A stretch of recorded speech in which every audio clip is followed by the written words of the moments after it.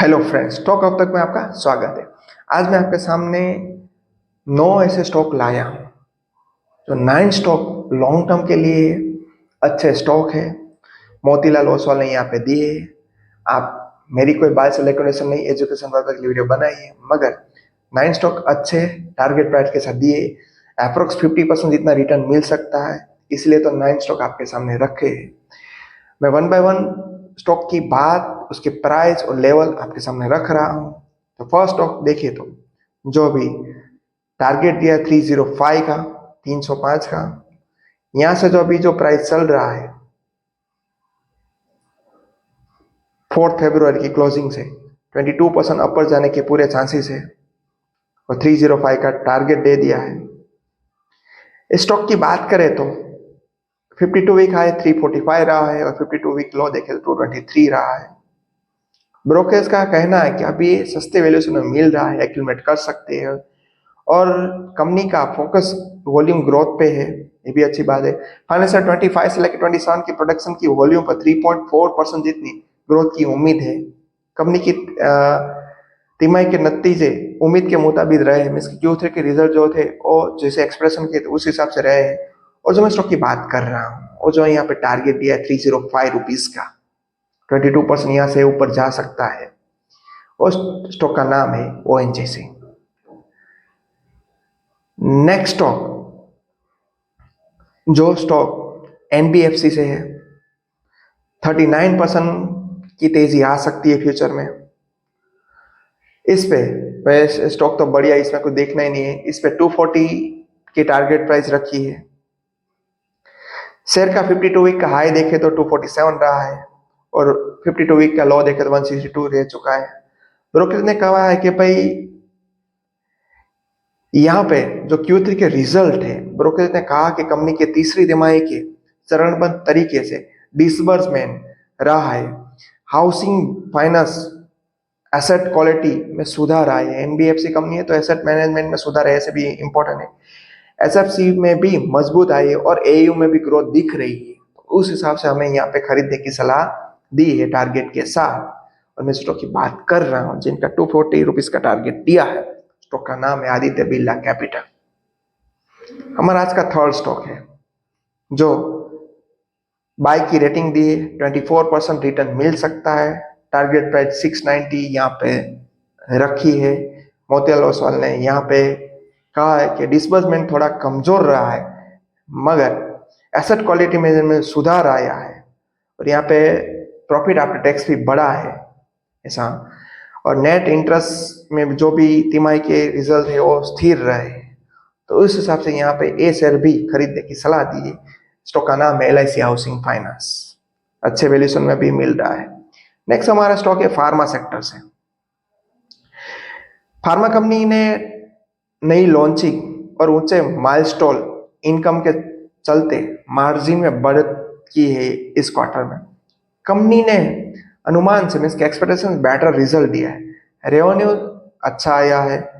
Product mix और milestone income से बढ़ने में बिजनेस के मार्जिन भी यहाँ पे बढ़ोतरी आई और यहाँ से 22% अपसाइड जा सकता है और टारगेट प्राइस दी 1840 रुपीज की।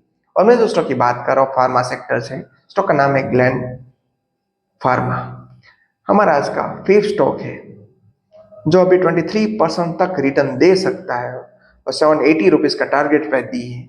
और जो मैं कंपनी की जो Q3 के रिजल्ट थे वो अनुमान के मुताबिक रहे, एक्सपेक्टेशन के साथ ही रहे तो अच्छी बात है। कंपनी के Q3 के फाइनेंशियल 25 में देखे तो earning before interest tax, profit after tax, ये सब में 17%, 31%, 35% के साथ बढ़ोतरी हुई।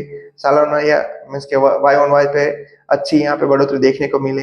हालांकि घरेलू ऑर्डर और इनफ्लो 16% के साथ घटा था, क्योंकि इंक्वायरी जनरेशन ऑर्डर फाइनेंशियल तक का ट्रांजिशन अभी पूरी तरह नहीं हुआ है, ऐसा यहाँ पे सब कुछ कंपनी की डिटेल लिखी है। वहीं एयरपोर्ट एक्सपोर्ट ऑर्डर ग्रोथ में भी घटकर 99% वाई ऑन वाई पर कटौती आई। हालांकि मैनेजमेंट की उम्मीद है कि Q4 में घरेलू ऑर्डर भी अच्छे होंगे और अच्छी यहाँ पे मजबूताई रहेगी। इस हिसाब से स्टॉक में यहाँ पे 23% बढ़ोतरी की चांसेस रहेंगे।